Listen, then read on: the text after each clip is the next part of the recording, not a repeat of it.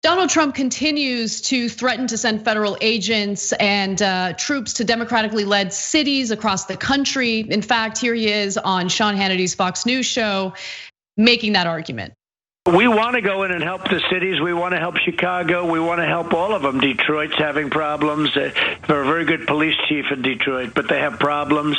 We'll go into all of the cities, any of the cities. We're ready. We'll put in 50,000, 60,000 people that really know what they're doing, and they're strong, they're tough, and we could solve these problems so fast. But as you know, we have to be invited in. Mr. President, I want to ask you about that. We're going to have to do something that's much stronger than being invited in. Now, while the elected officials in Portland, for instance, or some of these cities claim that they absolutely do not want federal agents to be involved, unfortunately, there is some indication that some of them have asked for help, but more importantly, there's definitely evidence indicating that local police unions have been asking for help from the federal government. And help is definitely a euphemism here, considering the brutality that we've seen in some of these videos featuring these federal agents, attacking these protesters. Now, the local police unions have asked for help in so many different cities that we weren't even previously aware of yet. And thanks to the excellent reporting by Ken Klippenstein from The Nation, we now know just how severe this problem really is.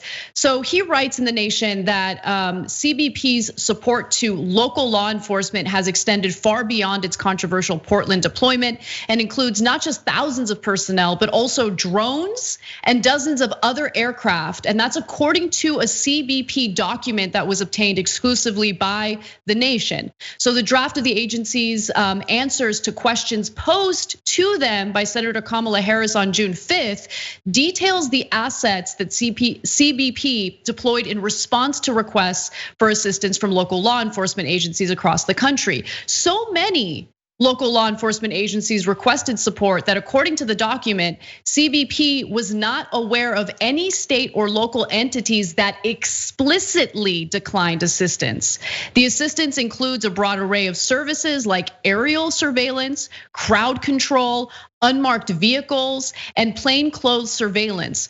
Several requests involve specialized tactical units like CBP's amphibious ravine force. So, military grade stuff used against civilians who are practicing their constitutionally protected right to protest. And this has been the case in places like New York. The New York PD requested this, Chicago PD, Miami PD, Philadelphia PD, San Diego PD, and DC's Metropolitan PD, just to name a few. Yeah, well, look, there's two different things here. In terms of the equipment, yes, all the police departments are going to request it, even in the most progressive cities. Why? They love toys. Oh my God, I get to play soldier. I'm now G.I. Joe, so fun. No, it's not fun to roll a tank through an American city. No, it's not fun to use a lot of these military equipment as an occupying force in the cities you're supposed to protect and serve. Now, on the issue of sending in the federal forces, here we go again with the moron in chief. So when he's talking to Sean Hannity, he says, well, maybe we send in 50 to 60,000. And a little bit later in the interview, he says, maybe we send in 55 or 75,000. Did you do any homework? I mean, you know the answer. Of course he didn't. Do you know how many federal forces there are at DHS? Of course he didn't do that homework. And did you put even 1 second of thought into it to know whether it should be 50, 55, 65, or 75,000, which are all vastly different numbers. Now you want to know how many federal officers, full-time law enforcement officers DHS has? 62,000. So it'd be a challenge to send 75,000 in when there's only 62,000. So, but he doesn't care. He doesn't, it's all optics. He said, I'm gonna solve it really quickly. It's gonna be so quick, you wouldn't believe it. You're right, I wouldn't believe it, because that's literally what you said in your acceptance speech at the RNC 4 years ago. You said, I'm gonna fix it so quick. There's gonna be no more violent crime and I alone can fix it. Well, what happened? In Trump's America, according to you, there's out of control crime. And you had 4 years to fix it. Not only did it not happen quickly, it apparently didn't happen at all. You know, the CBP deployed a Predator drone in Minneapolis after the George Floyd protests broke out. A Predator drone. I just think that for everyone who thinks that these foreign policy stories are boring, and you don't care what's happening in Afghanistan, you don't care about the US orchestrated coups in Latin American countries, just understand that our bloated military budget, which by the way just passed with the help of Democrats in Congress, is a boomerang. Those weapons end up being used against us. And by the way, you should have some compassion, some empathy for people who don't live in the United States. It shouldn't only be about us. But we ignore these stories. They don't do well in cable news. They don't even do well with independent media. And there's a price to pay for that.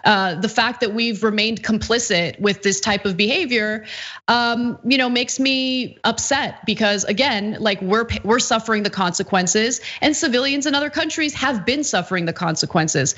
Finally, I want to go to the last graphic here that shows something that I suggested protesters do. I'm sure that protesters had already been doing this, but this kind of imagery is so powerful. There you have a protester holding the American flag, someone practicing his or her constitutionally protected right, and there's tear gas everywhere. There's chaos everywhere. They're met with brutal violence at the hands of federal agents, and the right wing is completely supportive of it.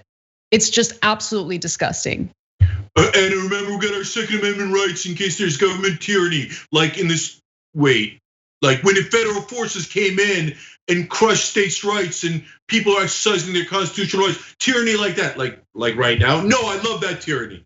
I love that tyranny. You guys are so full of crap. Every right winger out there that was said states' rights, now all of a sudden you turn around and you say, I hate states' rights. Why? Well, before the states wanted to be racist, and I love that. Now the federal government is saying they don't want to have protests against racism, and the state said that they should be having protests. No, then I hate states' rights, because at the end of the day, what's the one thing that unifies your message? Racism. That's what unifies it. You never believed in states' rights. Never, not for 1 second. All you believed in was, I just want to keep other people down so I can have a false sense of confidence about myself. By the way, if that moron Donald Trump actually took all 62,000 law enforcement officers at the federal level away, you'd have no border patrol and you'd also have no Secret Service left. Thanks for watching the Young Turks, really appreciate it. Another way to show support is through YouTube memberships. You'll get to interact with us more. There's live chat emojis, badges.